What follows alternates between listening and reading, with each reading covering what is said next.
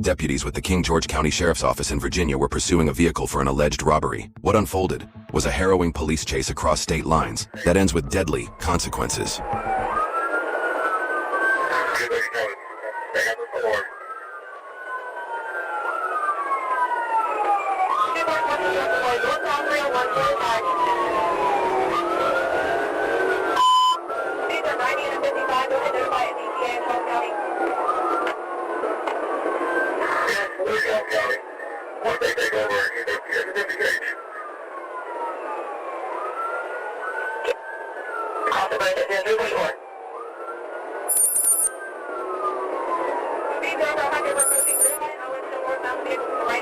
At this moment, the suspect runs a red light. Using Google Maps, we can estimate they traveled 122 feet in 16 frames of video shot at 24 frames per second, or 2/3 of a second, for a speed of 124 miles per hour. 200, 301 southbound, right lane, traffic light.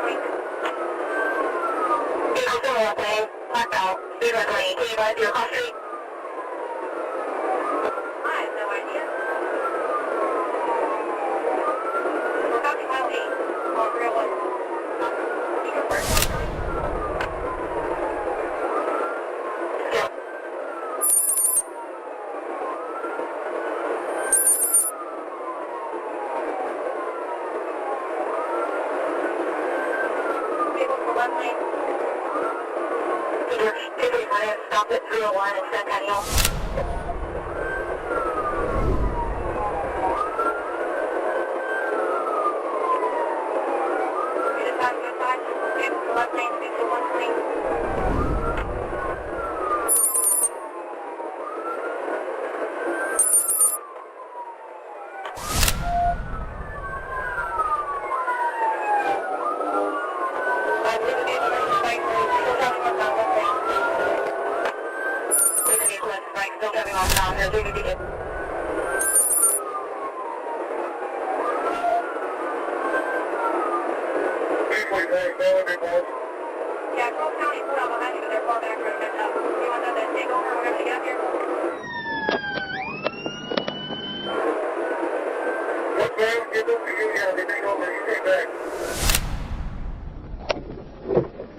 At this moment, the suspect runs a red light. Using Google Maps, we can estimate they traveled 40 feet in a quarter of a second, meaning they were traveling at 109 miles per hour at the moment of impact. 1050, 1050, 1050. Two cars. Copy, 1050.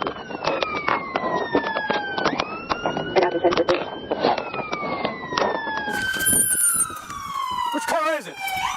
This is the suspect vehicle. Suspect vehicle's the blue one, right? Yes. Driver, let me see your hands. We see them hands! Hands! Driver, let me see your hands. Hands! Let me see your hands. Let me see your hands. Stand I got movement inside the vehicle. out of the vehicle. Stand up. Negative. 316. Stay right there where you're at! Don't move! Don't move! I got a passenger on the other side. Don't move! Look away from me! Yeah, go ahead and cover. I got cover. Is there anybody else on the other side? Yes, there's a passenger. Okay. Put your hands behind your f***ing back right now. Put your hands behind your back! We got the driver out. We got a passenger in the suspect vehicle. He's under the dash. Don't what the Probably gonna need at least 3 ambulances. I got secured over here. Give me your hand. Stop moving.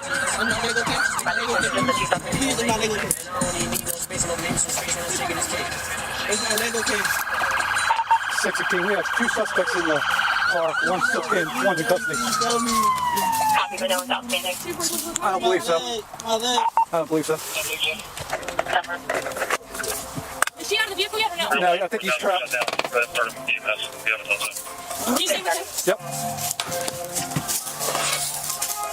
Is my leg okay? Is my leg okay? It looks like it. Please tell me it hurts. Please tell me it hurts. It hurts, bro. We still got movement in there. Need a second. Can you see if MSP or see how they can assist the driver?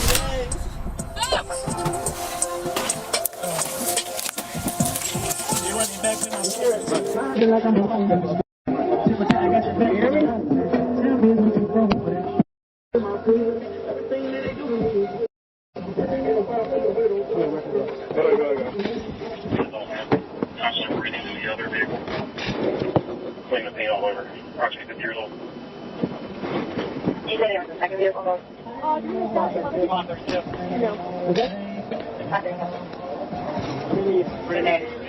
In the meeting, got approximately 20-year-old male, still breathing, critical now. According to a statement put out by the Maryland Attorney General's office, both the driver and the passenger were juveniles, so their identities are being withheld in accordance with juvenile privacy laws. According to the same statement, the driver of the civilian vehicle and the suspect were taken to a local hospital with non-life-threatening injuries. However, the passenger in the suspect's vehicle died from their injuries 2 days later. Due to juvenile privacy laws, it is unknown what charges the driver will face, and Maryland Attorney General's Independent Investigations Division has assumed the investigation. Ultimately, several factors combined that resulted in this tragedy. Those include the extreme speed, the point of impact on the passenger side, and the lack of a seatbelt being worn, which also prevented airbag deployment. Hey everyone, I'm John and I appreciate you for watching. And when a call comes out of a police radio for a robbery, officers only have the info that's provided by dispatch. So many times they don't know what they're rolling up on. And I've been in many foot pursuits chasing people for different things, some for vehicle theft and some for robbery. But it's a different experience when it involves a vehicle pursuit. Because think about it, if the suspect has already shown their lack of respect for the law, and now they're in a vehicle trying to get away, this puts the public, the officers, and the vehicle occupants in an extreme amount of danger. And unfortunately, on many occasions, it ends tragically. So in our case today out of Virginia, we have police in a vehicle pursuit of suspects who allegedly committed a robbery. And this suspect is traveling well over 100 miles per hour. And it's also nighttime. And navigating nighttime pursuits are a unique challenge for police. And keep this in mind, in most police departments, there are stringent rules for even initiating a pursuit. And even with those rules in place, that still doesn't take away the danger element. But these officers are doing a great job. They're keeping the suspect in sight and doing their best to remain at a safe distance. And at this time, we do notice that there's multiple police departments involved in this pursuit. And as if it wasn't dangerous enough, the suspect literally goes dark and turns off his lights. So now this is an extremely scary situation because we have other motorists out on the road. And then we do notice that the officers try to deploy the spikes, but the suspect totally avoided them. And then it happens. The suspect's vehicle comes to an intersection just as an unsuspecting vehicle was turning, and the suspect crashes into that motorist. And as police close in on the suspect, he's conscious and talking, and complaining about his leg. However, his passenger is not moving, and the airbags did not deploy. Lastly, even as a retired officer, watching this was extremely difficult, because many times civilians who are just going about their life are thrust into an unavoidable situation. And although we've seen the footage, we don't know the long-term health issues that person may have to deal with. But as far as the suspects go, life is about choices. And once you've decided on a certain road, sometimes there's no turning back.